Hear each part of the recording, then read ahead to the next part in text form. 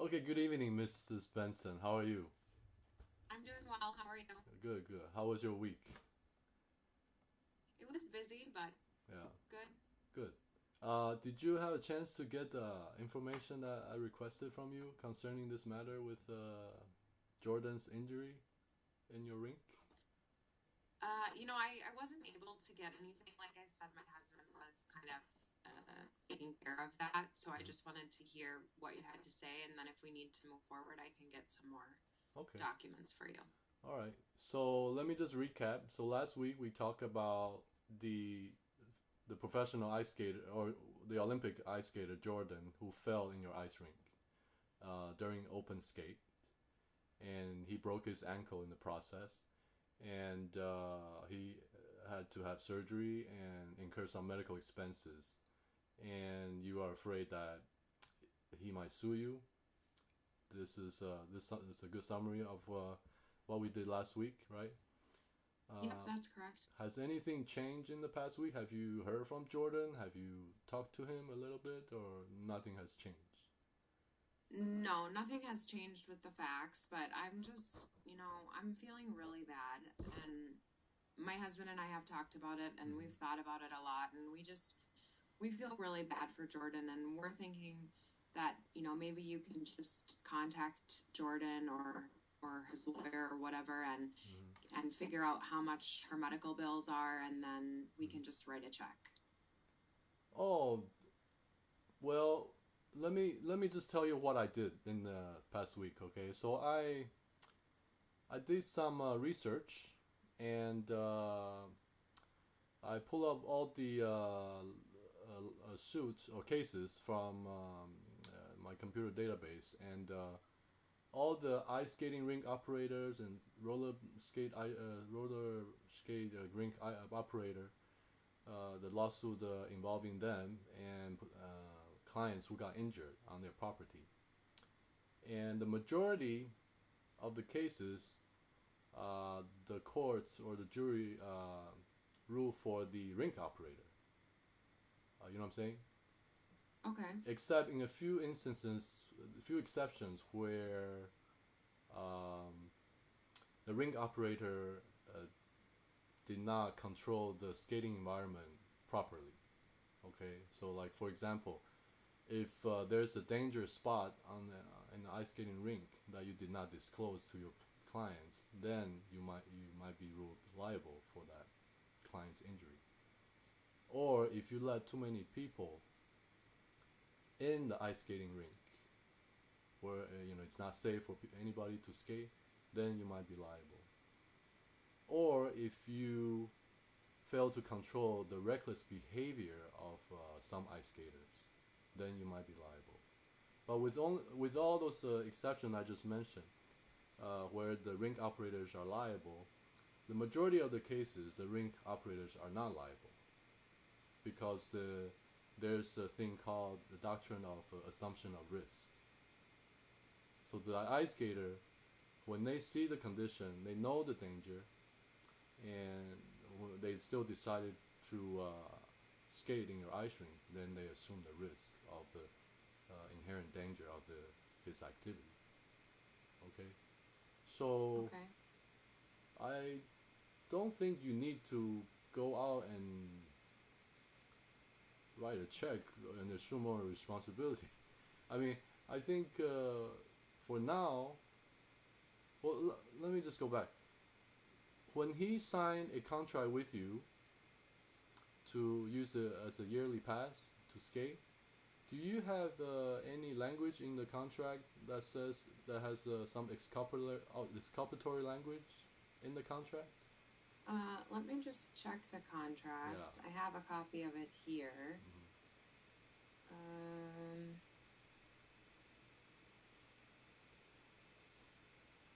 no, it doesn't say anything about No if there's exculpatory injuries. clause. Okay. Because if you had No.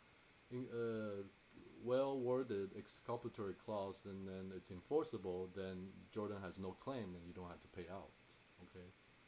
But even without a exculpatory clause, uh, like I said, the majority of the time, if you done everything else properly, you didn't, make the crowd too big. You didn't, you did control reckless behavior of other skaters, and you disclose the danger of the conditions, then you are probably not liable. Okay. I mean, I remember you told me when Jordan fell, there were only four ice skaters in the rink. Am I right?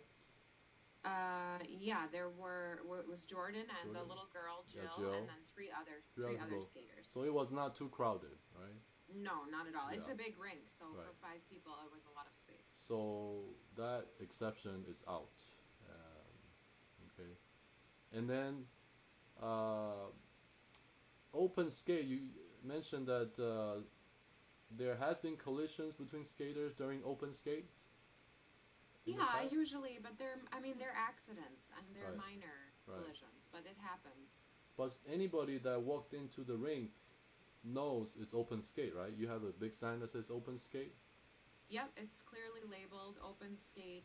Yeah, During those hours, yeah.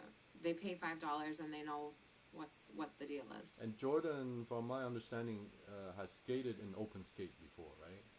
Yep. Mm-hmm. So he knows the risks. He Yeah. he know what the conditions are like, and he accepted the risk. Uh, Now you did mention that there were some uneven, there was some litigation, and you paid out a couple of claims because of uneven patches in the ice skating Yeah. rink. Yeah, there were some uneven patches on the ice, and Yeah. there were some uneven patches on the ice in the past and on the evening of the accident Okay. between Jill and Jordan. But the area where the accident happened, it Uh, wasn't uneven. So that spot where they fell, it was fine. It was in a different part of the rink it was uneven. Now in the past you paid out the two claims for the uneven patches. Was did they did they get a lawyer and threaten to sue, and you just decided to pay out, or what was the deal with Uh, those? I'm not, like I said, my husband handled those Yeah. issues, but we did pay out the claims. Okay. So if we can prove that, and you check the condition of the ice skating surface and where they fell, or when Jordan made the jump, there was no uneven spot. No, right where the accident happened, it was fine. It was flat. Okay, you're certain about that, and you can prove it. Can you prove it? Like you have a Well, I don't video. know how I can prove it. I mean, the ice is resurfaced regularly, so Yeah. the way the ice looks today is different than how it looked yesterday or tomorrow because it's resurfaced all the time. Okay. Yeah. So if you're 100% certain that the uneven skating surface was not involved in this accident, then I'm fairly certain that you will not be liable for Jordan's injuries because he knows. First of all, he knows the open skate. He knows there will be people of varying skating skills in the rink with him at the same time, and he's done it many times before, and he assumed the risk. So, uh, I don't think you need to pay out the medical bills, at this point. Okay, but one of our concerns is also what if he comes to us and wants to sue us? Uh-huh. We don't want that in our, to be publicized that our ice skating rink is unsafe or, Right. That might affect our business in the future. It might Right. damage our reputation. So that's why we were thinking, and we just feel bad. So that's Right. why we were thinking we could just write a check and just be done with it. Well, we have to find out a little bit about his situation, right? I mean, there are a few options, right? You can do nothing and wait for him to initiate any contact with you. I guess I concur with your concern and your husband's concern that he might just start to sue and start the whole legal process, which can be quite unpredictable, and also it can cause the reputation of the rink to suffer. You haven't tried to reach out and contact Jordan at this point? No. I mean, if you don't feel comfortable, I mean, I can write a letter to him expressing our concerns, but I don't think we need to just say we're gonna pay for everything. Maybe he has health insurance and most of his medical expenses has been covered. Uh, I think reaching out to him, maybe send him a sympathy card or get well soon card or send some flowers, just to make him feel like you guys are not just ignoring him. You care about your client and you worry about his well-being. I think that will uh, build some goodwill between you and him, right? Maybe that way the reputation. If he feels comforted by you, maybe he will not initiate any lawsuits, and your reputation can be preserved, right? Yeah, that's a good idea. Yeah, I think reaching out to him, that's an option. Just ask him how he's doing, and we can ask if his medical bill is covered, and then just to tell him that you're willing to help if he doesn't have health insurance or he has a big medical bill, that sort of things. And also, I want to give you a third option is you do carry commercial liability insurance, right? Yeah, I think that's required by law.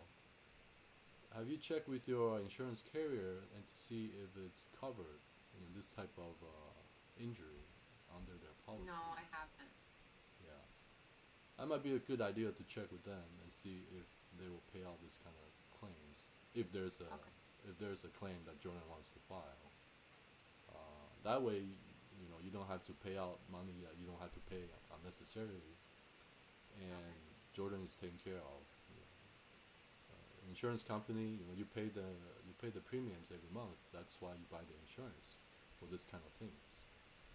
So those are the three options I think you can choose. I know you don't want to do nothing, right? You want to make sure that there's no bad publicity for your business.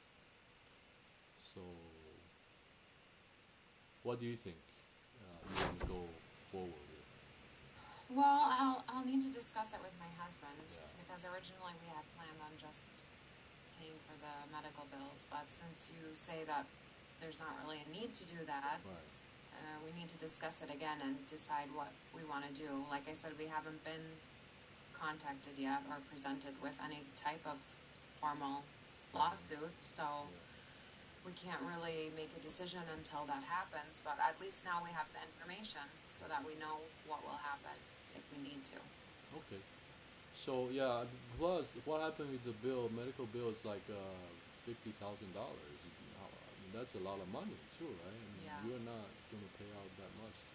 Do you have that much money to write a check like that?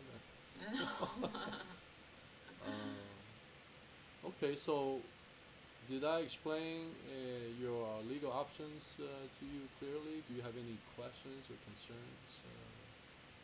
No, I don't think so. I just want to talk it over with my husband and relay the information that you gave me so that we can make a decision for what's best for us.